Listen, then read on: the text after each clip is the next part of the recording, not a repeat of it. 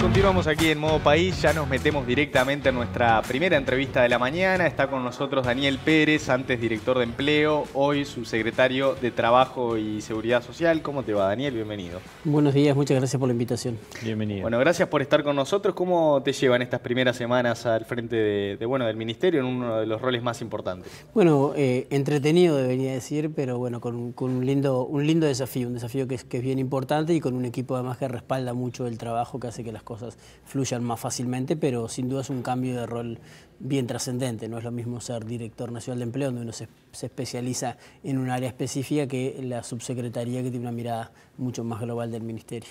Da la sensación de que pese a tu cambio de rol, el desempleo juvenil sigue siendo un tema bien importante. ¿Cómo están abordando puntualmente esa problemática desde el Ministerio? Sí, el desempleo juvenil es una cosa bien importante porque nos preocupa como país, ¿no? O sea, los datos indican que en términos juveniles el desempleo es el triple que entre las personas adultas. Entonces es un problema bien grande que yo creo que más allá de políticas que se están haciendo y que hemos hecho y algunas que se pueden seguir haciendo, el principal cambio que hay que hacer tiene que ver con la transformación educativa. Acá tenemos que lograr vincular mucho más fuertemente la formación que se le da a los chiquilines con el mercado de empleo.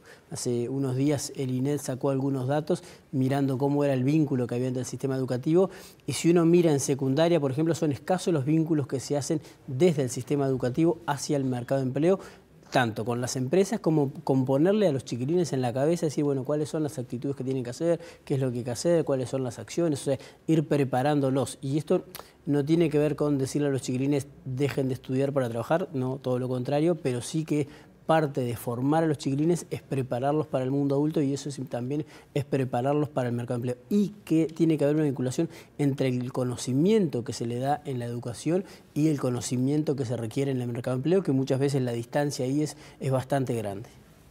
Y a propósito de eso también yo pensaba en la ley de promoción de empleo, ¿no? Ustedes han hecho bastante foco. En cuanto a resultados, ¿ya obtienen algo positivo, alguna conclusión en ese sentido? Sí, hemos logrado focalizar en algunos lugares, en primera experiencia laboral, que es uno de los focos. También logramos focalizar mucho en mujeres. El año pasado el 70% de los subsidios que se otorgaron fueron para mujeres, pero en términos de volumen todavía tiende a ser poco y tenemos que seguir trabajando en la difusión, en eso claramente. Y hemos generado algunos incentivos nuevos, bueno, con el estudio de trabajo del sector privado, que eso es una novedad, se venía haciendo solo en el sector público. Esto es de vuelta esto de vincular el mundo de la educación con el mundo del empleo, y con la diferencia además que en el sector privado, una vez culminada la beca, si la empresa se queda con el chiquilino o con la chiquilina, tiene exonerados los aportes patronales hasta que tenga 25 años. O sea que buscamos generarles en ese sentido también más continuidad, y un acuerdo que hicimos recientemente con Fundación Telefónica, por el cual los chiquilines, que no son los que acceden a la beca, sino todos los que se inscriben en las dos modalidades de estudio y trabajo, sector privado y sector público, van a poder acceder a cursos cortos de Fundación Telefónica en forma totalmente gratuita, algunos vinculados con habilidades digitales, con programación, con habilidades socioemocionales, con cómo armar un currículum, con cómo presentarse a una entrevista, justamente para darle más herramientas a los jóvenes para que puedan insertarse a un mercado de empleo que en general los rechaza bastante, o en esto que decías hace unos años, el famoso cartel de inútil sin referencia, ¿no? Entonces, generarles más oportunidades para que tengan justamente esa posibilidad de acceder al mercado. Claro, y la clave también es que las empresas conozcan claro, esas iniciativas, ¿no? Antes de ir a eso, si las empresas conocen o no, qué mundo loco el del trabajo, ¿no? Porque es fácil escuchar, es habitual escuchar que personas de más de 50 años dicen, bueno, el mercado laboral para mí es complicado, porque la verdad no encuentro laburo. Quien es joven tiene más posibilidades. Ahora las empresas no contratan tampoco gente joven. Qué raro, ¿no? ¿Qué explicación le encuentran ustedes? ¿O los jóvenes no están dispuestos hoy en el arranque de esa etapa a trabajar? No, a ver, hay un grupo de jóvenes que sí, que posterga su ingreso al mercado de empleo porque quiere seguir estudiando, y de repente incluso de su salida de su hogar paterno o materno hasta los 30 años. Pero hay muchos jóvenes que sí quieren trabajar, y eso es lo que muestra. Cuando hablamos de tasa de desempleo, gente que está buscando empleo y no lo consigue. O sea, yo voy a una empresa, quiero conseguir empleo y no me contratan. O sea que eso no es que los jóvenes no quieren trabajar.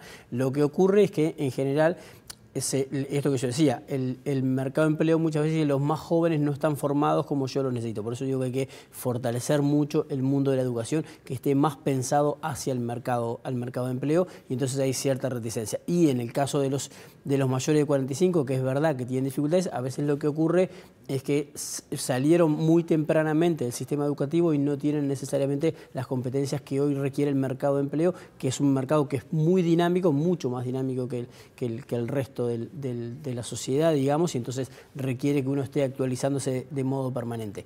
En general, las tasas de desempleo más bajas claramente están entre los 30 y los 44 años, que de repente están en 2-3%, o sea, mucho más bajo que el promedio. Lo que sube más la tasa de desempleo justamente son los jóvenes.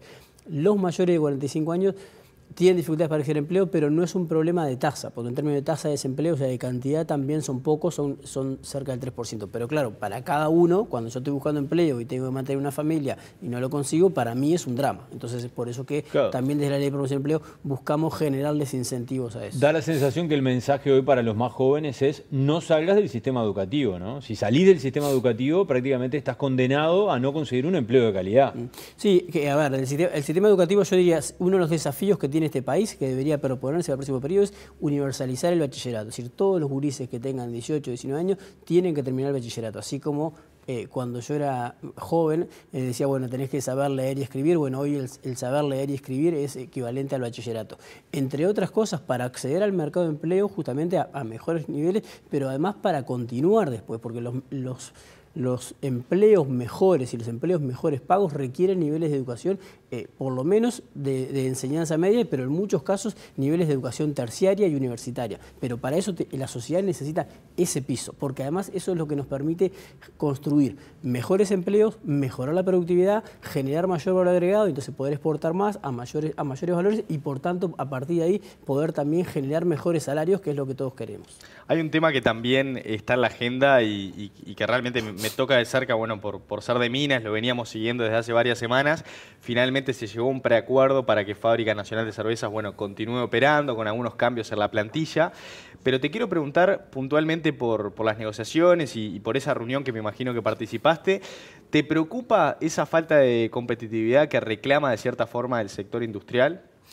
A ver, Fábrica Nacional de Cerveza sí llegamos a un preacuerdo, ahí hay un trabajo muy fuerte con la empresa, con el sindicato, pero también con otros ministerios. Tuvimos múltiples reuniones ahí y bueno, finalmente logramos que la planta no cerrara, que se mantuviera.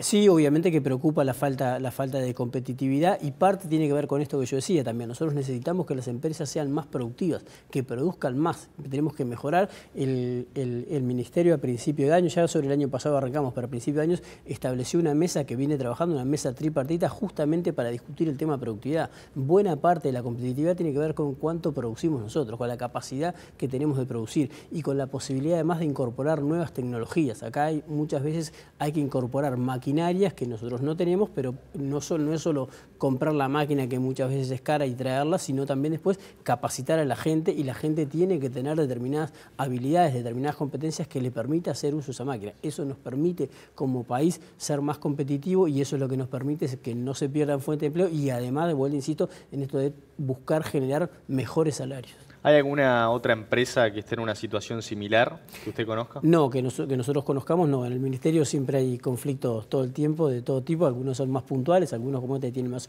una cuestión más estructural, pero no, en principio no, ninguna que yo conozca por ahora. En el último acto del 1 de mayo, el PIT-CNT habló de la reducción de la jornada laboral. Es un tema que se viene discutiendo, pero superficialmente en el último tiempo. Nadie le ha hincado el diente a fondo. Pero da la sensación de que en algún momento se va a tener que abordar. Desde la cartera, ¿cómo observan esta situación? Ya la mayoría de los actores han dicho de que hay que analizar sector por sector, que sería imposible una reducción de la jornada laboral en todos los rubros.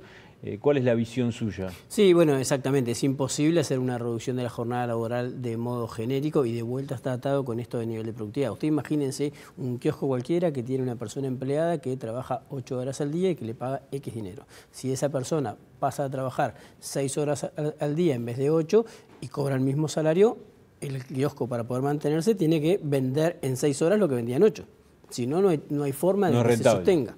¿no? Y eso en las empresas pequeñas, que son la mayoría de las empresas de nuestro país, eso es así. Entonces, hay algunos sectores que tienen niveles de productividad muy grandes o que tienen niveles, yo que sé, el sector de capaz de tecnología de la información o algún otro se puede analizar, pero hay que mirarlo sectorialmente y en muchos casos empresa a empresa. O sea, y de vuelta, a mí me parece bárbaro que podamos llegar a eso y que todo lo que sea en mejora de la calidad de vida de las personas, creo que es una cosa a la que tenemos que buscar, pero tenemos que tener cuidado porque podemos tomar esta medida y esa medida que nos cueste empleo y entonces al final en vez de ayudar a la gente le terminamos complicando la vida. Entonces hay que mirar exactamente eso, cómo da la ecuación también para las empresas, porque si no, no es sostenible en el tiempo.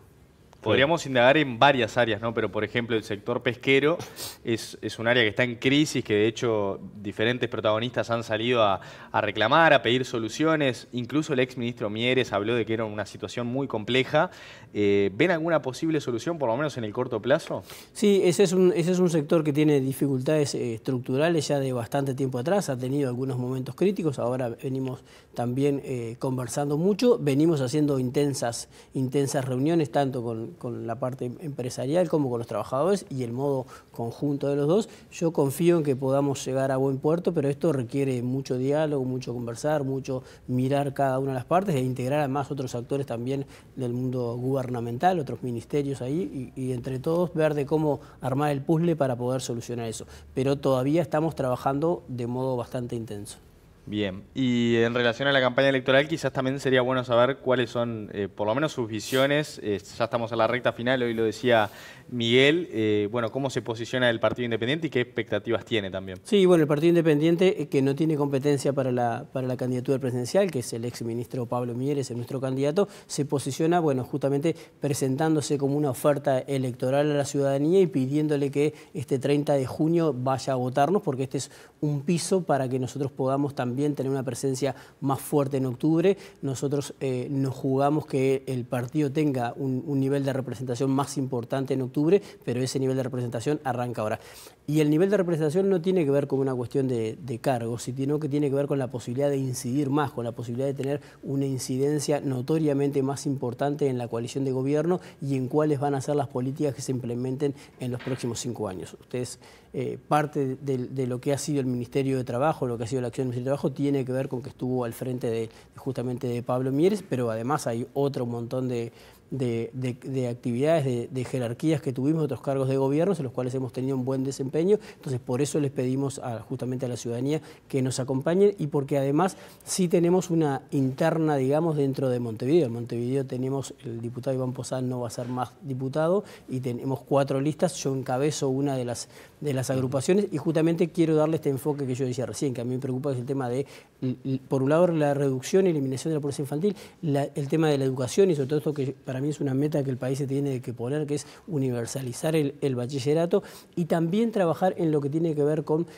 la mejor inserción de los jóvenes al mercado de empleo. Eso nos va a permitir, o sea, más productividad, mejores salarios, nos va a permitir tener mejores niveles de convivencia, porque más gente en el sistema educativo y sobre todo que llega a niveles de bachillerato implica también que hay una mayor cantidad de personas que compartimos los mismos valores y entonces eso evita la fragmentación, reduce las posibilidades de que haya la famosa brecha o grieta, digamos, allí. Entonces mejora también en ese sentido, también contribuye a mejorar la seguridad. Es como un combo que va vinculando una cosa con la otra. O sea, creo que hay que poner un énfasis muy fuerte en eso y también en salud mental, particularmente en prevención de salud mental de los adolescentes y de los jóvenes. Una cosa que nos han mostrado los jóvenes es que a veces se descuidaba mucho y decía, bueno, hay que soportar.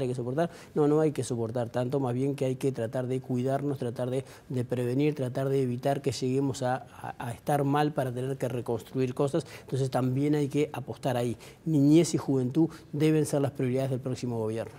¿Cómo está el Partido Independiente en el interior? ¿Cuál es la estructura del Partido Independiente? Bueno, nosotros tenemos presencia en todos los departamentos del interior del país. Hay departamentos en los que tenemos notoriamente más fuertes, que Colonia, Maldonado, son departamentos de mucha actividad. Salto también tenemos ahí una actividad bastante importante. Jover Rosa, ahí, que es el candidato a diputado, se mueve bastante. En Cerro Largo tenemos presencia, de barras más activas, pero en realidad nosotros estamos presentes en todos los departamentos del país y la gente está con muchas ganas, está saliendo, todo el tiempo vemos, ¿no?, banderas que estuvimos acá repartiendo especialistas. Hay una actividad ¿Han bien recorrido fuerte. ustedes el país? Yo en particular no, pero Pablo Mieres sí está haciendo una recorrida por todo el país, que es habitual porque lo hace durante los 5 años, pero también obviamente acá en la campaña también. Yo en particular no, yo he estado concentrado acá en Montevideo, porque decía, bueno, tengo una agrupación que es la lista 9909, que bueno, que está disputando la candidatura a diputado acá en Montevideo. Porque veo que los reclamos de la gente del interior no son los mismos que hace la gente aquí en la capital. Y en ese contacto que tienen con los otros dirigentes, ¿cuál es el principal reclamo hoy en el interior? ¿Qué pasa por la seguridad, por el empleo? En el interior, ¿Y ahí cómo apuestan a buscar una solución a eso? Sí, en el interior te diría que el principal problema, o es un peso más importante, tiene el empleo, aunque la seguridad es una situación importante, sobre todo porque en realidad a veces los niveles de inseguridad, aunque son bajos, cuando aumentan se notan muy rápidamente, aunque hayan pocos, la sensibilidad es importante, pero sobre todo el tema del empleo. Ahí hay que trabajar mucho en la inversión, y yo creo que es la otra pata que también tiene que poner énfasis el próximo gobierno, en conseguir nuevas inversiones, radicarlas y conseguir que muchas se radiquen en el interior del país, porque muchas veces las fuentes de trabajo no son tan grandes en el interior del país, no hay muchas fábricas, no hay muchas plantas en general, muchas industrias, entonces hay que buscar que se inserten cada vez más en el interior del país, y yo diría particularmente en el norte del país, que es donde hay mayores dificultades, porque si no muchas veces la fuente de trabajo es la intendencia, ahí la policía. También tuvimos la situación cambiaria con Argentina que golpeó duro, ¿no? En el litoral pegó muy duro, particularmente Salto se vio muy golpeado, pegó muy duro. Ahora eso se ha revertido, pero nosotros necesitamos también en parte para blindar eso, es lograr que hayan también allí la instalación de nuevos emprendimientos, de nuevas industrias que generen mayores niveles de empleo, y también de vuelta que no sean solo de actividades primarias, sino también actividades industrializadas, porque eso genera mayor valor agregado y genera mejores niveles salariales, que es la otra diferencia que hay entre Montevideo y el interior, es que en el interior los salarios en general son menores que en Montevideo. Bien, bueno, le agradecemos por estos minutos, Daniel. ¿Qué le parece el paro que convocan los docentes de Montevideo para este jueves? Es un paro habitual en el PIT-CNT, digamos, el 27 de junio es tradicional. La pregunta que habría que hacerse, porque a mí me parece bien esto de conmemorar la huelga general del 73, porque ahí los trabajadores se pararon bien frente a la dictadura y dijeron: nosotros no queremos dictadura, nosotros queremos democracia. La pregunta es si tenemos que seguir recordándolo con un paro o tenemos que buscar algunas otras medidas que nos sirvan, que sean mejores, que contribuyan más a recordar eso sin que se pierda ese día de paro. Pero es un derecho que ellos tienen, y yo entiendo además que es un día muy importante para el país. Perfecto. Muy bien. Muchas gracias, Daniel. Gracias.